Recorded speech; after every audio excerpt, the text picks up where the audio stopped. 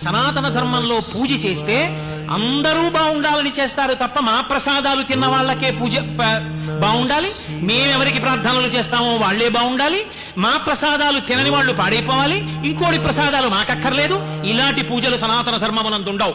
అందరూ బాగుండాలని పూజ చేస్తారు. అందుకే లోకా సమస్తా సుఖినో భవంతు, అందరూ బాగుండాలి. ఈశ్వరుణ్ణి వ్యతిరేకించిన వాళ్ళు కూడా బాగుండాలి, వాళ్ళల్లో కూడా మార్పు రావాలని పూజ చేస్తారు. అందుకు 108 నామాలు. ఎవరు పుట్టినా ఆయా నక్షత్రాన్ని చెప్తారు. పుట్టినప్పుడు వారం ముఖ్యం కాదు, తిథి ముఖ్యం కాదు, నక్షత్రం ముఖ్యం. మీరు ఏ నక్షత్రంలో ఏ పాదంలో పుట్టారో దాన్ని బట్టి జాతకం వేస్తారు.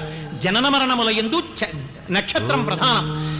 27 నక్షత్రాలు, ఒక్కొక్క నక్షత్రానికి 4 పాదాలు. 27 × 4 108 పాదాలు. ఈ లోకంలో ఎక్కడ ఏ ప్రాణి పుట్టనివ్వండి, 4 కాళ్ళున్నది, 2 కాళ్ళున్నది, ఎవరు పుట్టినా ఈ 27 × 4 108 నక్షత్ర పాదముల యందే పుట్టి ఉంటారు.